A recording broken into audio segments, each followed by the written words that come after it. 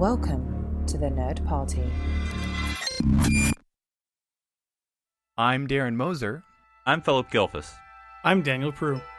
And this is Ceti Alpha 3.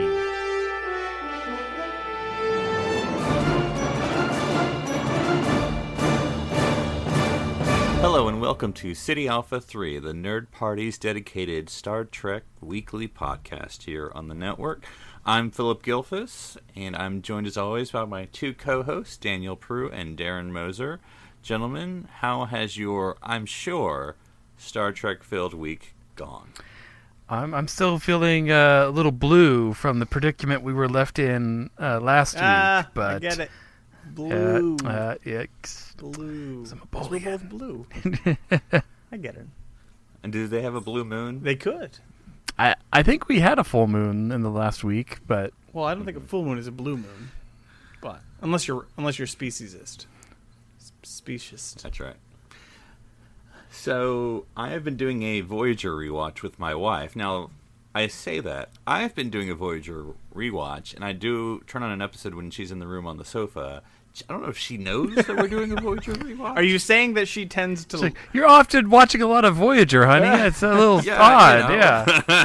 I thought I was just going to surprise her. More Voyager again tonight? Okay, I guess, yeah.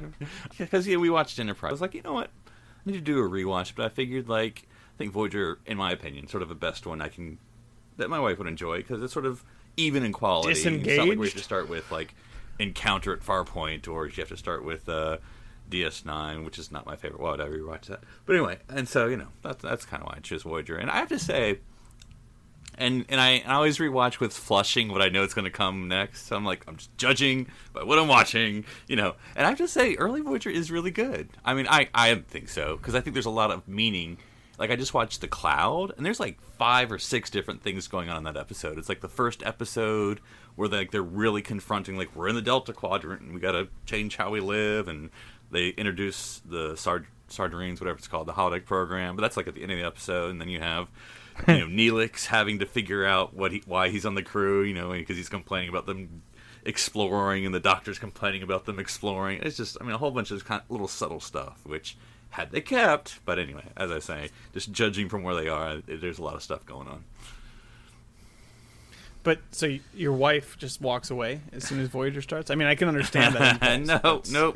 Is that what you're saying happens? She's on the sofa, and I turn it on, and we go from there. We're Netflixing and chilling to Star Trek Voyager.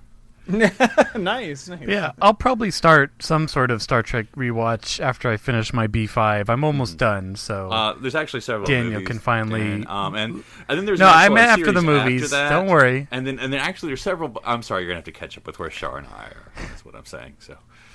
Hang on. Jeez, that's a high bar. If TV movies don't count as movies in any other franchise, they don't get to count as Daniel, movies. I hate to tell you, but there's going to be 4 Star Trek TV movies coming up. Oh, they're not even movies. What are they? I'm calling them minisodes. I don't know what they're calling them. They haven't. They do have a name for them though. Yeah. It's some. They definitely have Trekkie. a It's like a Trekkie. It's a Trekkie related thing. I remember. It's for the 4 ones that come out in December, right? But yeah, I can guarantee you the one word they're not going to call them are TV movies. I guarantee you they're not called that. But I'm kind of interested in those. Actually, it's going to be pretty interesting. That's true. That's a good point. Short treks. They're calling them short treks. Short treks. Yeah. Oh, that's cute. That's a cute. Yeah, I knew they had some name that actually meant something. All right. That sounded cool. But Daniel, how's your rewatch going? Great, awesome. I played some more Star Trek video games this week, ahead. So that's yeah. We talked about this right after the show. I believe your STO Star Trek Online. Yeah. We talked about Star Trek Online, and then we started talking about the VR / non-VR. I guess it's also is non-VR. Yeah, the Bridge Commander. Bridge Crew. Bridge Commander is something different. Bridge Crew, thank you. Yes, Bridge Commander is not the same thing. Of Star Trek Bridge Crew has just recently released a TNG-based expansion. DLC. So when it first came out, the game was literally just it was a co-op sort of VR experience where you would, with your friends, play on the bridge of a Kelvin era-esque ship, and you would and you would just get to do things depending on what station you were at. Like the captain got to bark orders at everybody, and the people at helm would be in charge of the where the ship was and stuff. And by all accounts, everything that I had heard, it was quite a really fun experience if you had the equipment and if you had the people willing to play with you. How many Star Trek games? Like the old LAN parties of old. Especially when it was VR only a few months ago, that was tough to do. It was tough to find 4 people that had all the necessary equipment. And though I would say the people who did have it, odds are they were Star Trek fans. Odds are they were probably Star Trek fans. And again, all of the press around it was pretty positive. Like, this is a fun co-op experience. This is a cool game to play with your friends if you can. I remember, didn't they have like a little video with LeVar Burton and Jerry Ryan? Jerry Ryan, yeah. And they seem to enjoy it, having experienced the real thing. So fast forward to now, it's been released to us plebeians who don't have VR. So basically anybody that has a computer, and they've updated it with TNG. Like they have a TNG DLC. Like, so it's all TNG based skin, and like you're on. I don't know if you're on the Enterprise or not. I haven't gotten that far yet, but you're on a Galaxy class ship at least. And I'm gonna go out on a limb and think it's the Galaxy class Enterprise D. I don't see why it wouldn't be. Because that's true. So I started the game today. It's the Yamato. I started the game today. Or the Odyssey, and the Jem'Hadar ship just rams right into us. And you start on a Kelvin era ship, Aegis. but it's not the Enterprise. It's the Aegis. So it's like, okay, cool, that's fine. Like, so it seems like, but again, I only have. But have you small amount of seen it? I mean, it's actually an interesting design. I'm not necessarily obviously I don't hate the Kelvin universe, but it's not necessarily my favorite. But the design is different of the Aegis itself, because sort of as you can picture the Kelvin Enterprise, it's kind of a play on that. And I was like, it's an interesting play on the design. I was like, okay. No, it's cool. Again, I've only played half an hour of it so far. But it's cool in the idea that you are given roles, and so it does seem like a really cool co-op experience. And I'm looking forward to hopefully we can all match up a time and some equipment to hang out and play together, and we'll pick a station, and we'll see how well we fare against the things like the Borg, and I think some other things that you have to face in the expansion, the TNG expansion. Now, what happens if you're doing that co-op and you don't have all the positions staffed? So, there's an AI. Okay, so the AI take over the other. Yeah, and the captain can basically can give orders, because basically playing like the first solo level where you're forced to be the captain. So you can kind of click to take over, like you can jump into the other seat if you want, but otherwise you sort of just click on the person. So there's only 4 positions. There's captain. There's helm, there's tactical, and then there's engineering. And so that's basically. So communications gets the shaft. I get it. It's a button on the captain. You don't need a whole person to. Sorry, Uhura. Apparently. And I'm also an update. I am still listening because it's long. That's an audiobook. But that's not a complaint. I'm still listening to the Big Finish Star Trek Prometheus, the first book. I can't remember what Fire. I can't remember. But anyway, it's interesting. It takes place sort of in the current novel verse of post-Nemesis Star Trek, which I'm not familiar with, but, It's kind of like around the time the Titan books are in. The Typhon Pact, the new Deep Space Nine. Oh, I hate Captain Rowe. I hate that design. But anyway. Yeah. Anyway, which I'm not super familiar, other than just like... It looks like a balloon, kind of. Yeah. So other than when I visit bookstores, I'll be like, oh, there's a book, and I'll read the back cover, and I'm like, oh, they're doing those things.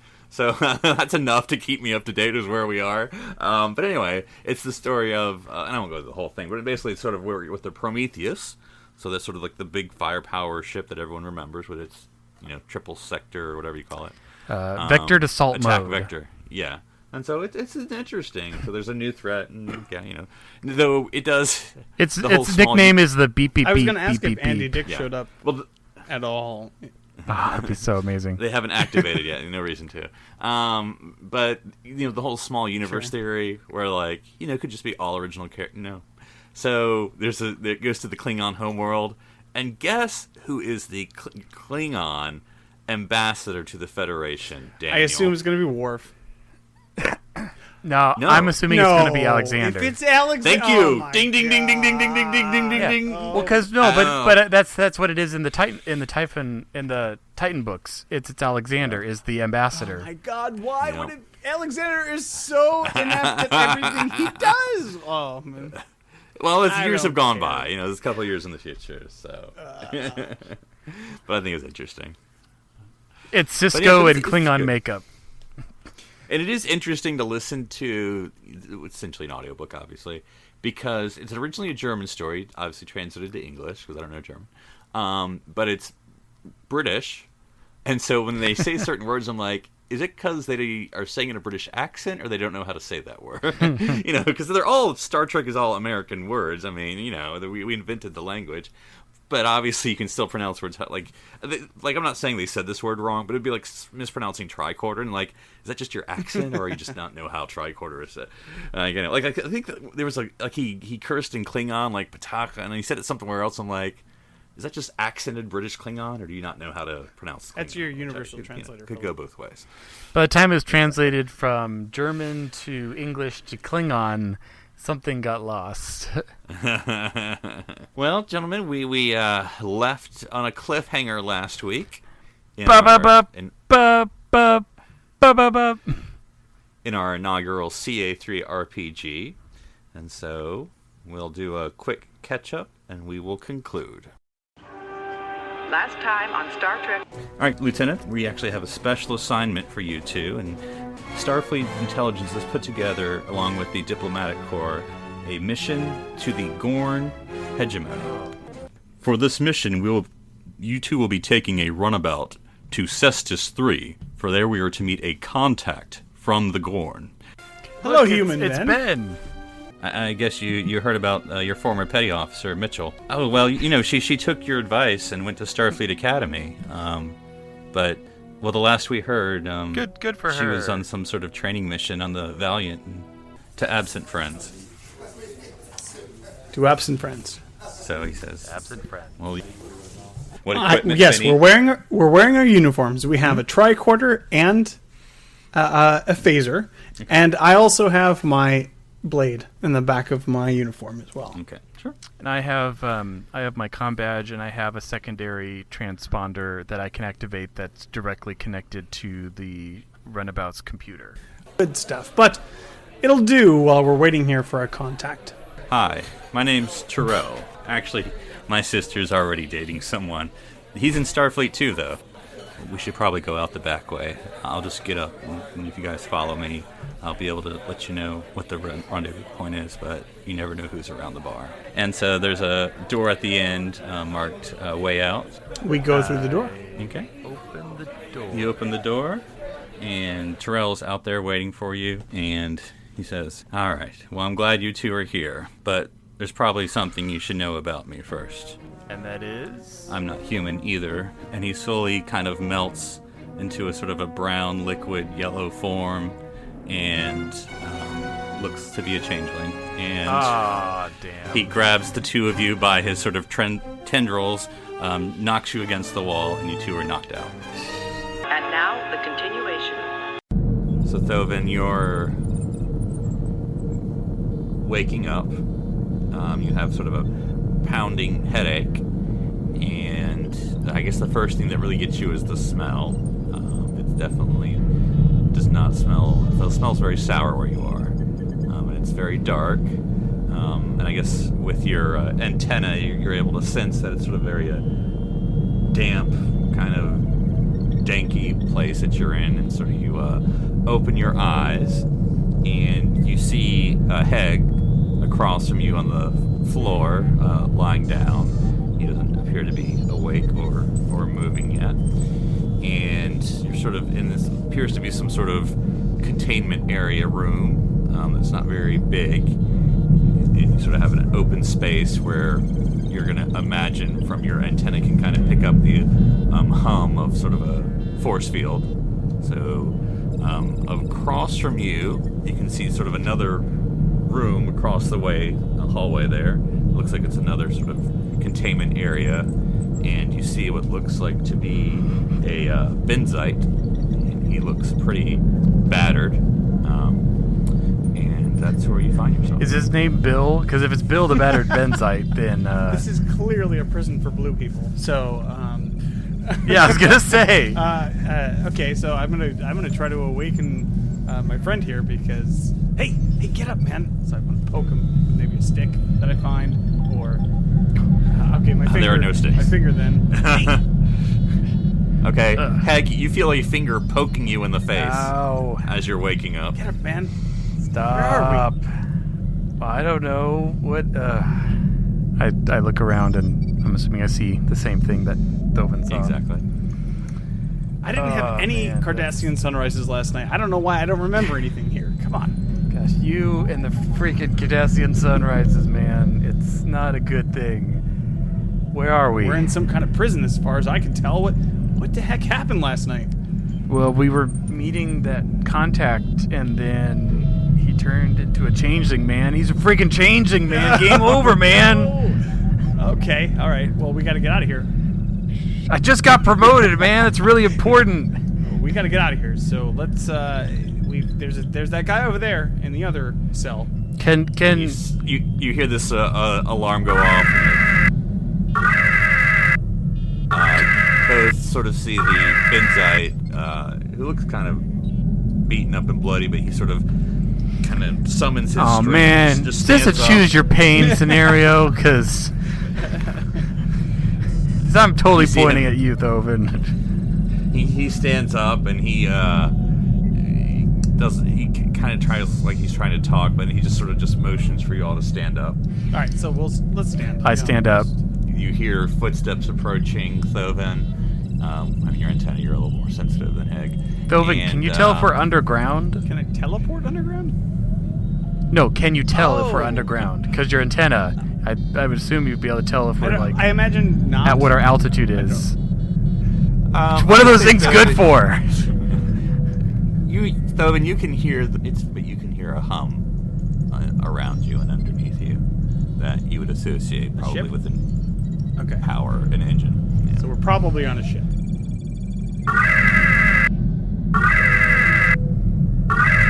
Approaching, and you see about 4 Jem'Hadar walk past by, and they sort of take up stations around the, 2 on each side of your containment area, and then walks a Vorta female, and she sort of gives a nod to one of the Jem'Hadar, and the containment force field goes off on your area, and she walks in, and she says, "Hello, lieutenants. I trust you're no worse for the wear." I just stare at her. Oh, well, Lieutenant Hegg, I'm sorry you're not more talkative, but I'm sure we can come up with something for that. Lieutenant Thovin, I'm sorry that you haven't gotten that promotion yet. Yeah, maybe that's a little awkward to bring up now, but what do you even want? Who are you? My name is Loran, and we are here to make sure that your stay is as comfortable as possible.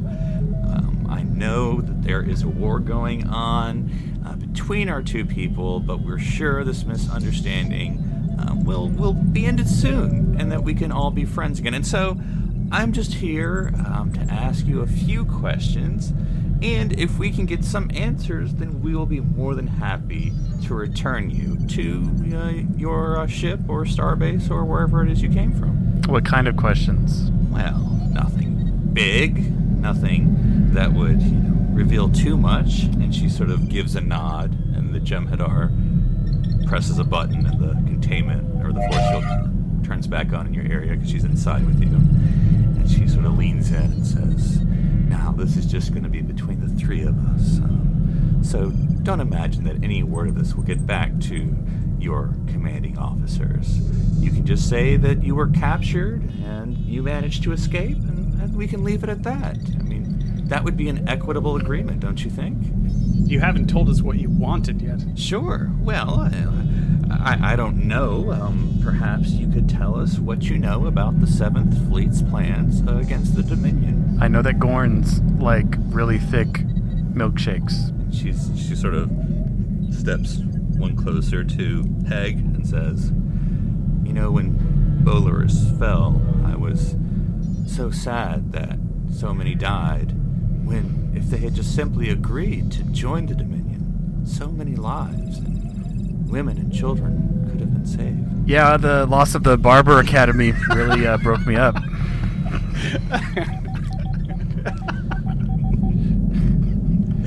Look, this is how Hegg deals with his home being occupied by Dominion forces. So she takes a step back and looks at Thovin and says, "Lieutenant Thovin, you know, may not surprise you to know that we have a few of our people in Starfleet Command, and we could easily get you that promotion as well as any other posting you want. Perhaps you could tell me a little bit more about some smaller issues if the location and details of the 7th Fleet is beyond your knowledge. Maybe you could tell me a little bit about a certain location of some of the Starfleet captains, just so we could know for future reference in case we need to send out negotiation or peace feelers.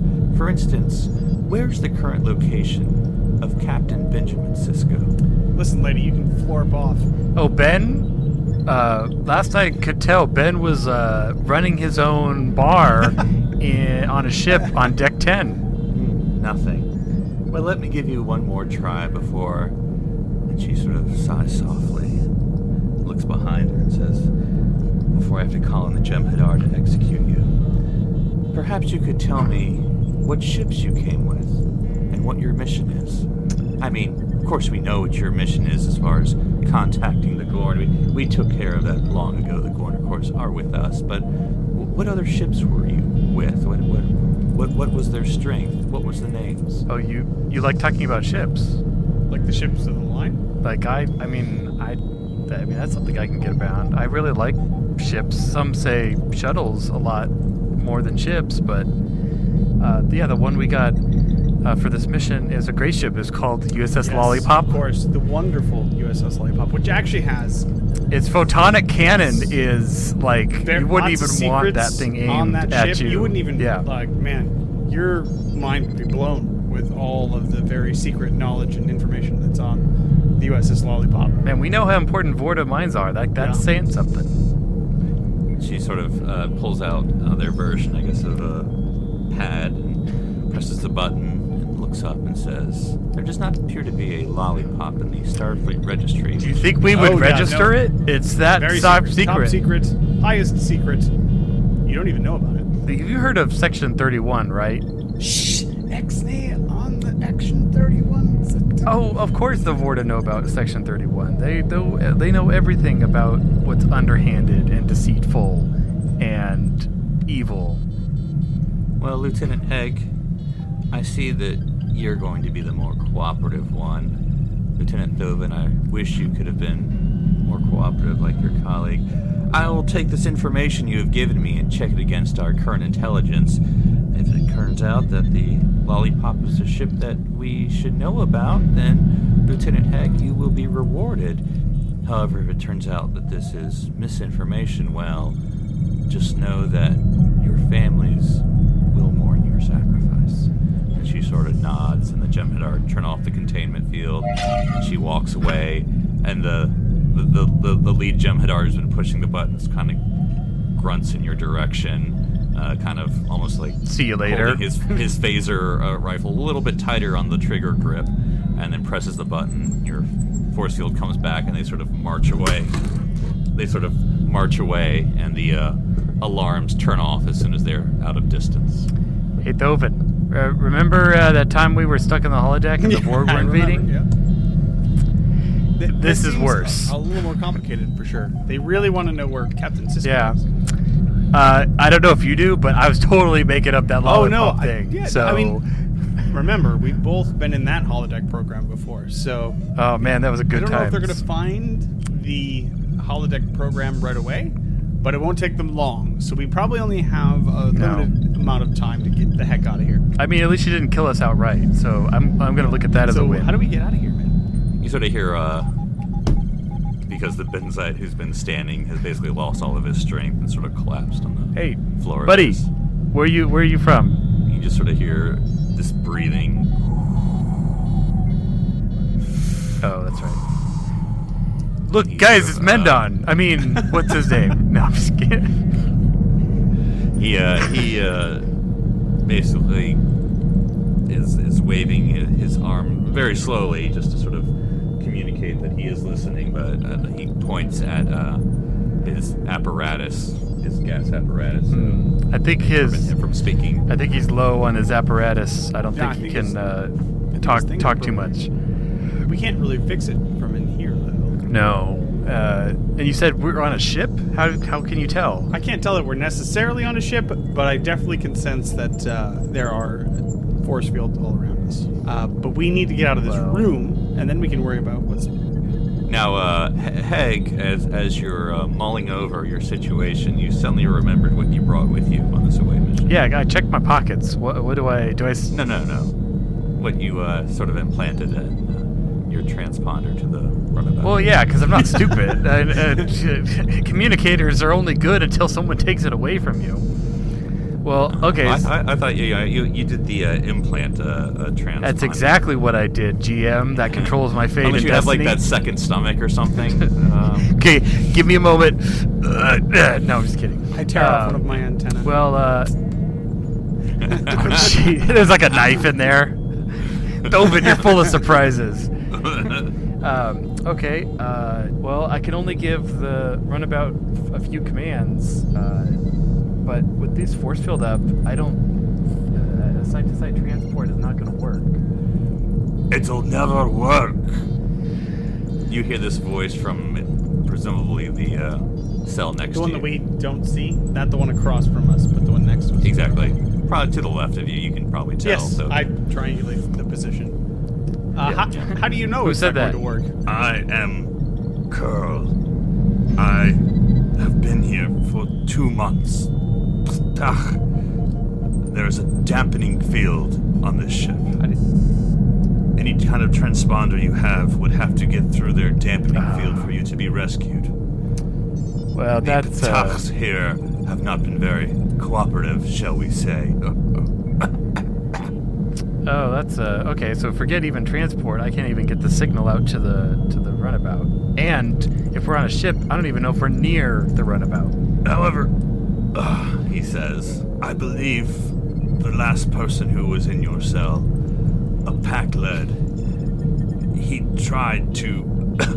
he calls some more. He tried to access a panel behind you. It may be able to reroute some sort of the power system on this ship. He didn't really understand what he was doing. Well, of course. All right, let's go check out this panel. Thovin, check those panels, yeah. Of course, I cannot see it, but as he explained it, and again, he was not the brightest, it was located in the back, on the left side, in the lower left quadrant. He used they have some sort of sharper toenails that he was managed to pry them open. So if I don't know what you would have to that's a mental image with. I really wanted. Thank you, sir. So if you could pry it open, that may be able to allow you to access the panel. That is all I know. Do you have anything sharp to pull this panel open with? Because I don't. Only my wit, Oh, Thovin. Look at that. Only It's so my sharp. wits. It just popped the panel open. Oh my god, look at that. There it is. But, yeah, let's feel around and see if we can look for some toenail scratches. Some sort of... I'd say the back wall, lower left quadrant. Yeah, you look over there, and it appears to be maybe 10 centimeters by 10 centimeters. You can kind of tell that there's a bit of a crack, and if you could just get that sort of small panel open, it might allow you to sort of, get an arm in. Fingers or hands in there and pop it open, so then you can kind of get that whole lower third of the wall section off. But you just need something. Well, I'm assuming you don't have your blade anymore with you, Thovin. I checked to see if my blade is still hidden in my back area there. Cleverly, because of your 8 layers of Starfleet uniform, you have... I don't know what's so hot in here. You've managed to sew it inside your vest. Fortunately, I am always prepared, and I'm always... Bless your multiple layers of turtlenecks, I have a very Thovin. small metal blade here, which actually will do the trick quite nicely. So All right, let's get it open. We don't have time until the lollipop goes kaput. Thovin, you managed to get out your. I actually forget what it's called. I feel bad. But anyway, your enduring blade. Don't be racist. But anyway, you managed. Yeah, you open up the panel and you kind of squeeze in your fingers and you pop up the back panel and sort of reveals a crawlway that you'd have to really shimmy through there. Who would build a crawlway that goes up to the back of a prison cell? That's very bad design, but I mean, I'm not complaining, but yeah, I mean, it's not like a shaft, but it's more like sort of a series of electronic relays. It's a cable trunk. Yeah. Yeah, you could fit a baby Horta in there. Or perhaps. I don't really know how big a baby Horta is, so bigger than a bread box. Oh, doesn't smaller than a runabout. All right. You know what? I got this thing open. I say you go for it. I don't think I'm going to fit all the way in there. Certainly not with my antenna. I think you should go through there and see if there's anything you can do. Yes, I'm sure those extra centimeters on top is really what's preventing the fit. But yes, okay, I'll go in. Okay, Hegg, you crawl in there. It's a tight space. Good thing I'm not claustrophobic. Wink, wink. And the more you go in, sort of the tighter and darker it gets. You're looking around and you're not seeing anything that looks particularly helpful. It appears to be just much lights and alarm, maybe, or life support, gravity. Life support and gravity ain't bad. I mean, we got life support and gravity here, at least for this section. section. Your cell, so yeah. That would be. Oh, that's true. Okay, well, let's not turn off the life support. That's gravity could bad be idea. Maybe. So you keep on looking, and you have an idea that maybe if, based on your knowledge of, at least this is how it works on shuttles, that if you can do a power surge into the life support, it can open up a hole in, sort of the deflector shields on shuttles. Now, that makes complete sense. Let's try overloading some stuff and see what we get. You probably need a tool of some sort to do that. Yeah, let's hand me the thingy, the important thingy. Sure, the important thingy. I could drop you my. Hey, if you could tell me the name of it, then I will call it that. Blade? Oh, yes. Yeah, here you go. I'll hand it off. Of course, he hands it to you, blades. Yeah, and thanks. Not knowing proper safety procedure, you're using it to sort of tap into. It's a great screwdriver / hammer, so it's working great. And then you're starting to hear the alarms again that you heard before. I reverse the polarity and shut the flow. Okay. There's no way of knowing whether it worked or not, but you've done what you think you needed to do. I shimmy my way out and close the panel. And stick the blade in my waistband behind my back. As you do that, as soon as you put the blade up, the Jem'Hadar have returned. And Lauren is back, and she does not look very happy. Hey, Lauren. Welcome back. Hey, Lauren. What's up? Oh, man. Hey, I'm sorry, is mispronouncing your name offensive in your culture? I don't know. Sounds like there's a problem upstairs. What's going on? Well... Is your turn signal on or something? Because maybe that's what the alarm is for. It disappoints me, but in the end, I only do need one of you. So I guess just keep the blue one.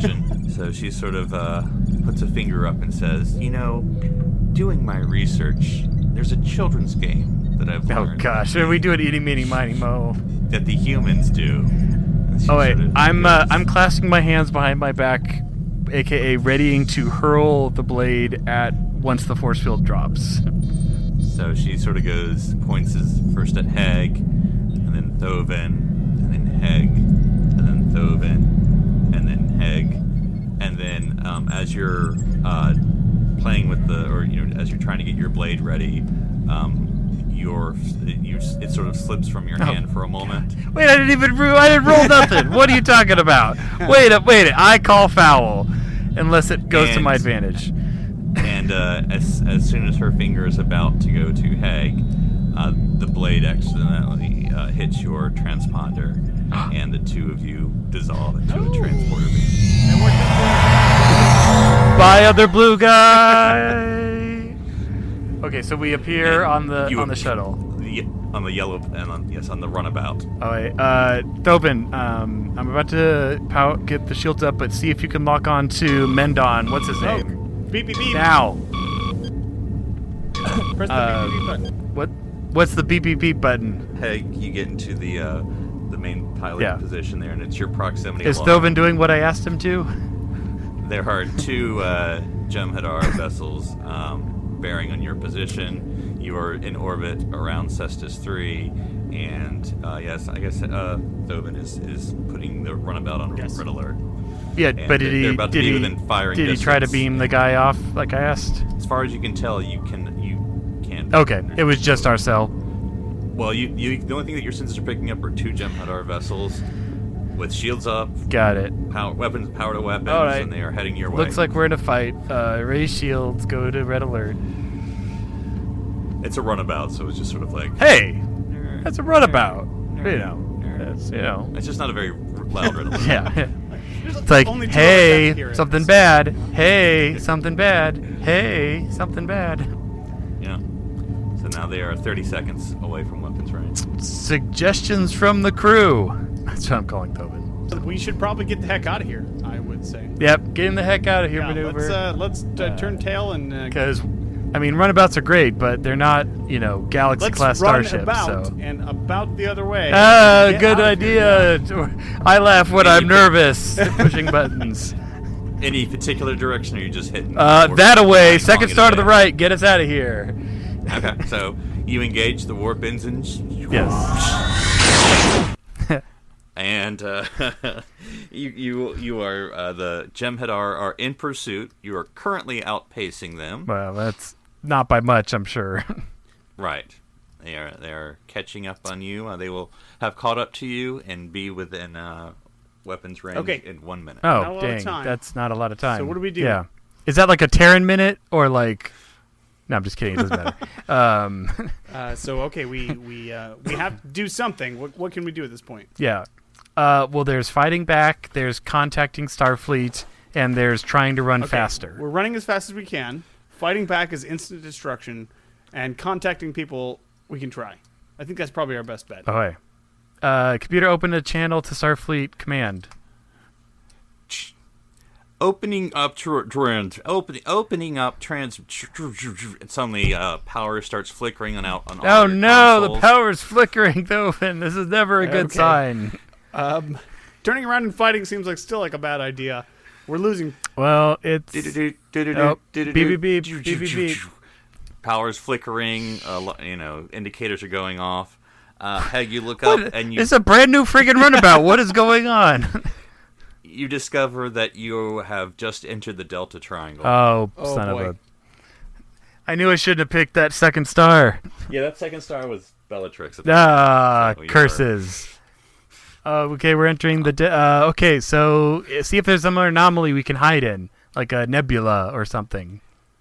And suddenly the ship shakes as Jem'Hadar lead ship is firing on you.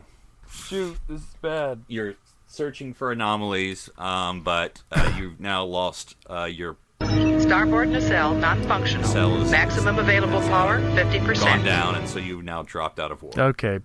Very, very bad. I'd say screwed, but yeah, Okay. that too. Is there any M-class planets around that we can maybe eject to? Or... Ooh, that's a good one. No. Okay. No. Dang. deep- What about K? Are you- Maybe L are- class? I'm Are not you picky gonna- right now. You want to attempt to repair the engine, or I'm just throwing things out Try. Okay, you take the helm, Thovin. I'm gonna try to fix the thing with I'll the thing. try. I grab. Okay, so Hegg, you go back. You're working. I'm and doing trying that to, animation, like repeat animation of working on something that you see in all video games. You're shunting and trying to Yep. get the starboard nacelle to do all the work. And Hegg, Thovin, are you just continuing ahead at full impulse? Well, yeah, I mean, or doing any kind of cool Well, maneuvers? if are they're- you firing back? Maybe try to avoid being hit next I'm time. gonna be doing, some maneuvers if they're shooting at us. Still, at least some Insert evasive maneuver. Yeah, but Which one? I'm obviously going to go for evasive maneuver pattern beta. God, it's a good choice. So, evasive maneuver. That was beta always my executed. favorite too. So one of the lead Jem'Hadar ship kind of goes past you, and the second one is now on your 6, if you will, or on your aft.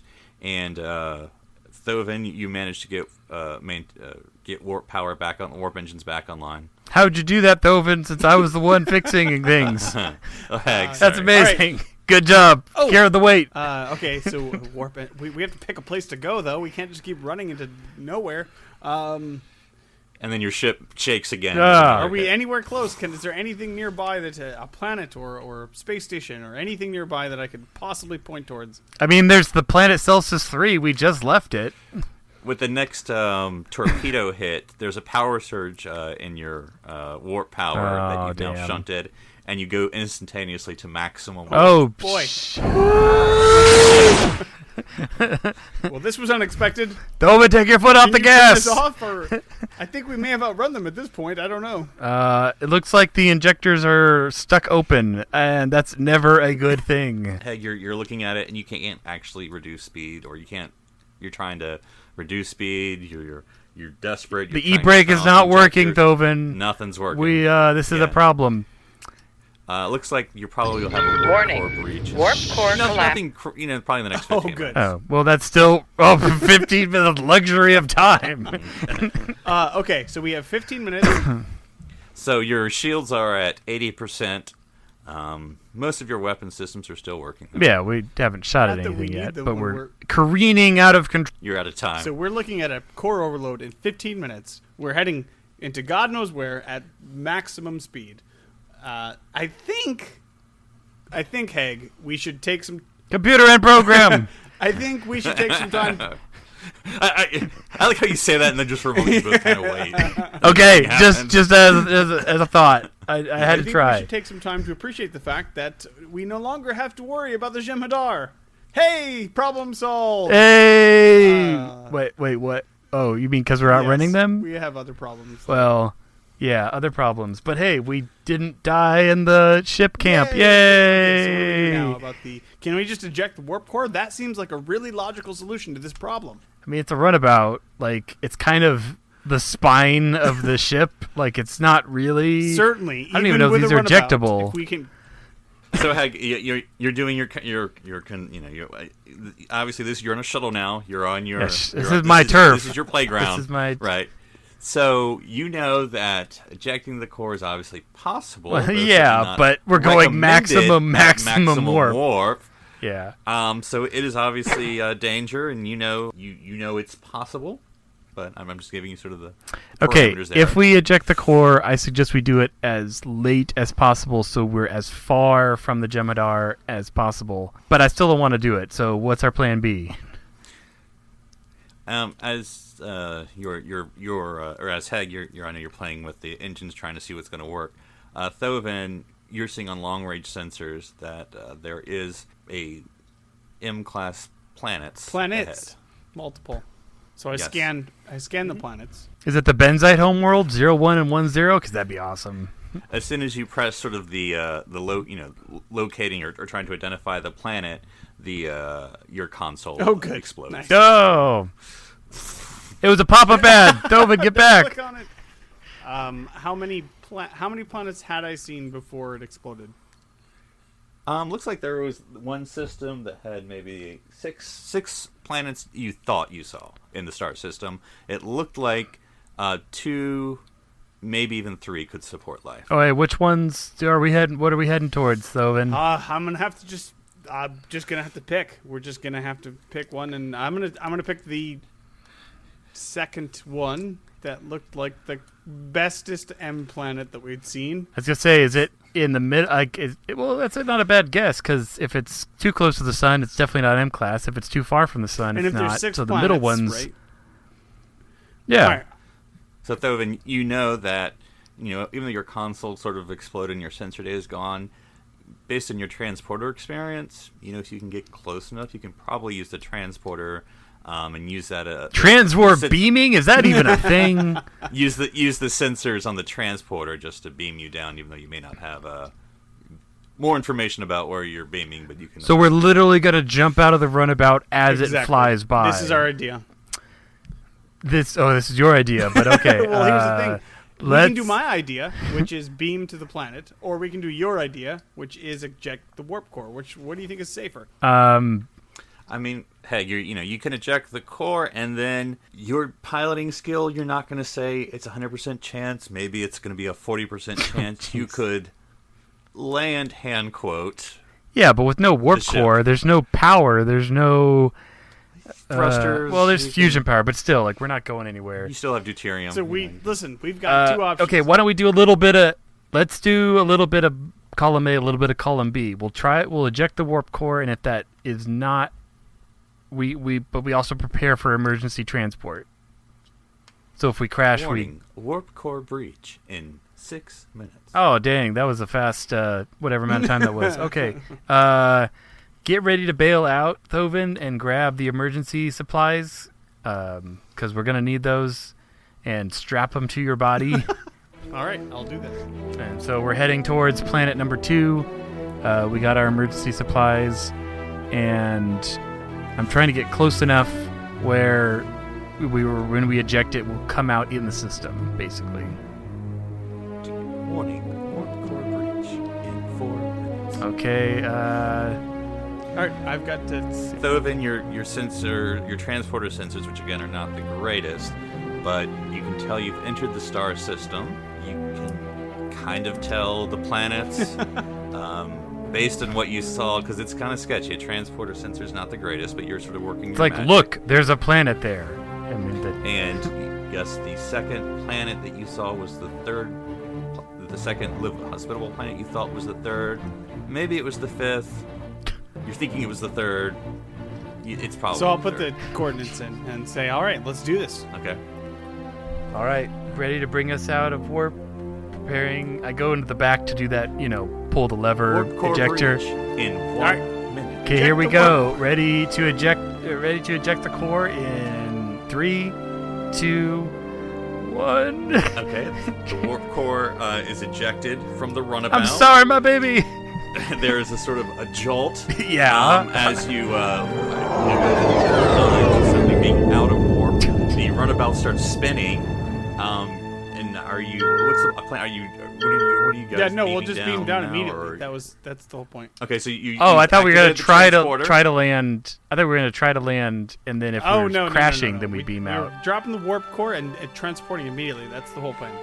Okay. Hegg, while you're trying to figure out what the plan is, though, but has activated the transporter. Okay, I guess my decision's made for me. Dissolves. As it dissolves, Thovin, your antenna picks up.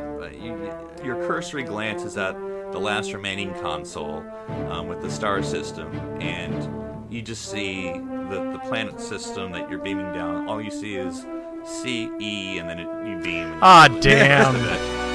Oh, man. And then you guys beam the planet.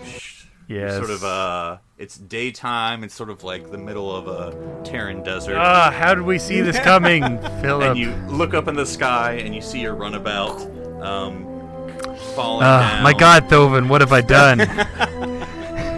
And it seems like it is. You hear boom, and it's crashed. Oh, man, that's a really big boom if we hear that. But it's sort of crashed, sort of at a mountain side. It's not near, but it's not terribly far. Okay. So So say we're in a desert. Well, I say like a rocky, like a California. Oh, okay. Yeah, like okay. mid-central. Backlaudia, USA. Like if you had to film something in LA and you had to find a desert scene. So wait, we're on planet. Which planet did we end up on, Thovin? Is that we were Two? on it was the second hospitable planet, which was the third planet from the sun. So I assume y'all are walking towards the crash. I mean, I don't yeah. tell you what to do. I assume you're walking to the crash. Oh yeah, if we can see the crash, I'm- we'll definitely head towards that. Yeah, let's head towards the crash. Well, so after a half a day's walk through the mountain, you both are sweating through your 8 layers of Starfleet uniform. You find the runabout. We're already ruined. and I've given Thovin back his blade, just to be Right. clear. I think Yeah. it took you about hour 2 when you found out there was a big thing in your back. And Ow. like, this walk. I just thought it was the lack of lumbar support in this chair. He pulls out a but raptor no. claw from behind his back. Right, and so you reach the Yellowstone, which is pretty much ruined after Hegg gives it a once over. There's no propulsion, it's not flight worthy, and you managed to get some emergency supplies that you didn't carry already out. And you found 2 things. One, sort of just a mobile computer unit that just has the Federation library in it. That's convenient. So a mini memory alpha. That's convenient. Yeah. And Okay. then you managed to coax out 1 bit of power on your short-range sensors to identify where you are before it finally hiccups and dies. Oh, yeah. I And think tells you the location of where you are. I think I know where we are. It says Ceti Yeah. No.